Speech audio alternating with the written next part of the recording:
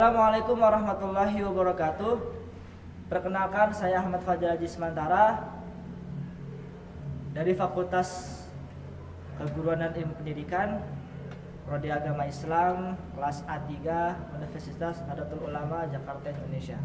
Ingin membawakan tugas UAS Pendidikan Kewarganegaraan, yang mana kali ini saya akan menjelaskan tentang Pancasila sebagai jalan keemasan. Di awal bulan ini, tepat tanggal 1 Juni 2022, Pancasila sudah berumur 77 tahun. Pancasila yang disahkan pada tanggal 15 Agustus ini menjadi dasar negara dan pandangan hidup. Pancasila lahir setelah melalui jalan panjang dan banyak pemikiran yang disumbangkan oleh para pejuang Indonesia di masa lampau. Pancasila merupakan suatu ideologi terbuka yang dinamis menyesuaikan perkembangan zaman.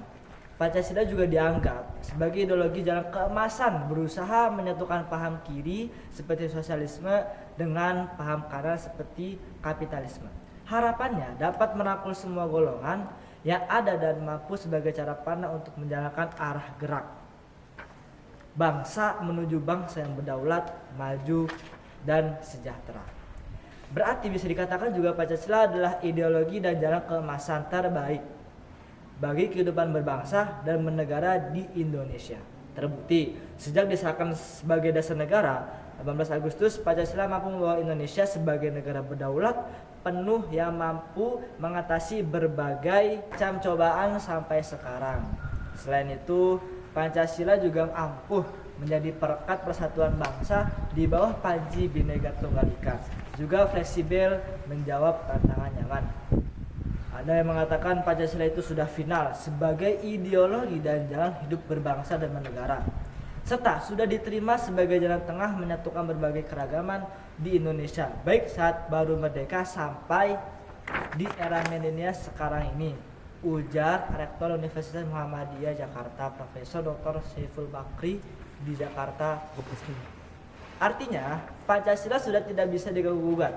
Dengan demikian, kalau ada pihak yang nanti mengganggu keberadaan Pancasila atau bahkan anti Pancasila, maka itu pasti melanggar konstitusi negara, yaitu dalam pembukaan Undang-Undang Dasar 1945. Bukan hanya mundur, tapi tidak laku dan tidak akan mendapatkan tempat di sisi kehidupan apapun di Indonesia. Sebab pembukaan Undang-Undang Dasar 1945 itu tidak bisa diamandemen. Yang bisa diamandemen itu pasal-pasal dari UUD 1945 tersebut. Dan dalam pembukaan Undang-Undang Dasar 1945 sudah jelas disebut dasar negara adalah Pancasila, bukan yang lain.